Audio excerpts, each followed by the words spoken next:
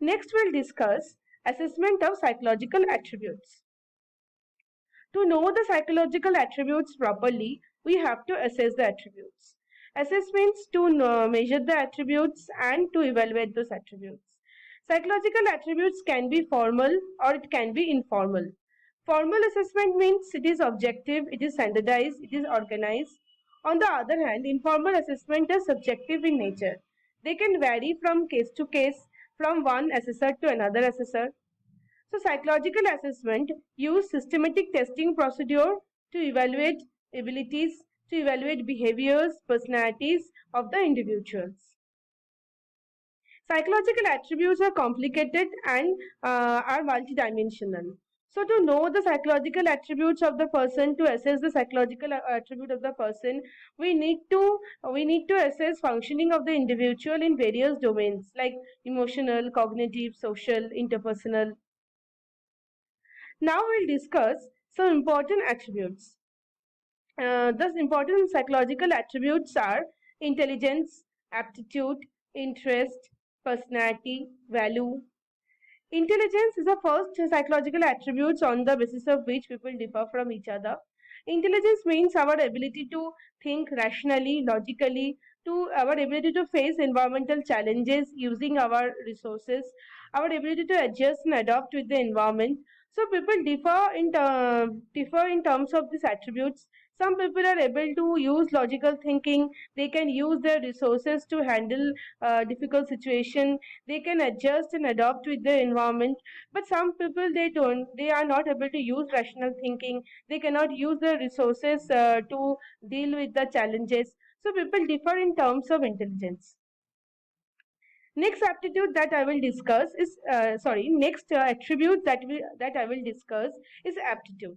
Aptitude means inner potential for learning or acquiring a skill. So if I say someone has mechanical aptitude, it means the person has inner potential to learn how to use machines and instruments.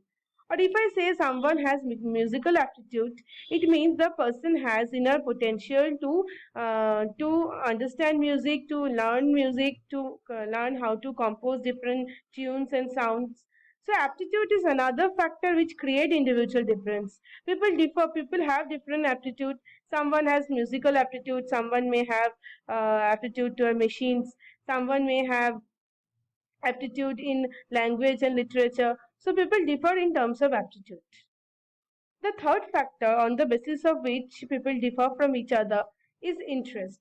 Interest means our preference for some activity. So if I say I have interest in music, it means I like music, I like to sing. If I say I have interest in painting, it means I like to draw, I like to paint. So interest is another factor which create individual difference. Someone may be interested in music, someone may be interested in dancing, someone may be interested in cooking, someone may be interested in reading books. So interest is another factor. The fourth factor that create individual difference is personality. Personality means the enduring characteristic of a person that make him unique and distinct from others. So if I say someone is shy, reserved, does not like to interact with others, the person has introvert personality. On the other hand, if someone is very talkative, like to interact with others, like prefer social situation, the person has extrovert personality. So people differ in terms of their personality. Someone is extrovert, someone is introvert. Someone can handle their emotion. Someone they are neurotic, they are not able to handle their emotion. Fifth factor that create individual difference is value. Value means some belief. Value means some belief or something which is important to us. Value actually guide our behavior. Let me give you one example.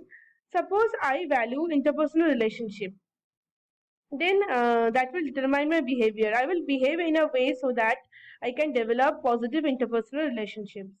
Or if someone values achievement, then the person will behave in a way that will help him to achieve in his life.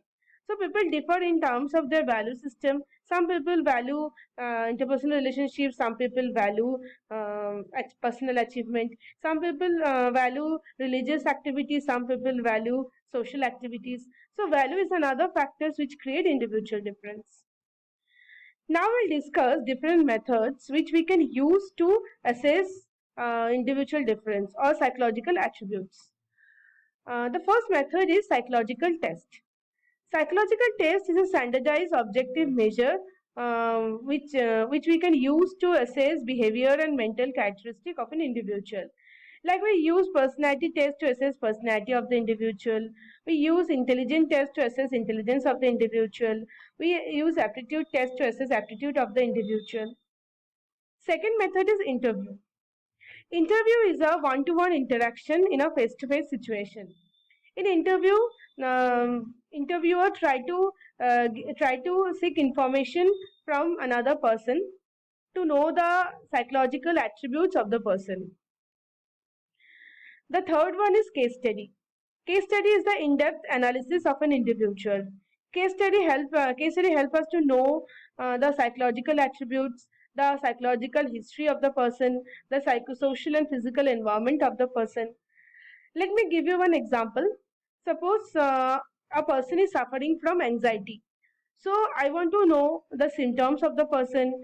I want to know how from when the person develops this kind of problems.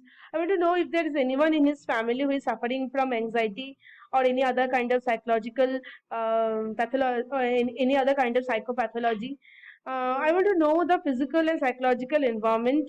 So I can use case study method to know the every aspect of the individual.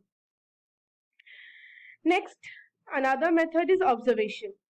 Observation means when we observe and record a behavior in a systematic, organized way to know the psychological attributes.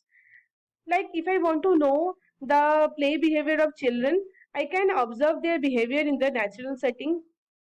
Or if I want to know the aggressive behavior of children, I can observe their behavior when they are interacting with others. So observation is another technique by which we can understand, we can assess the psychological attributes of the individual. The last method that I will discuss is self-report. Self-report means when a person provides information, his opinion, beliefs, and from that information, from that opinion or beliefs, we can assess the attributes, psychological attributes of the person.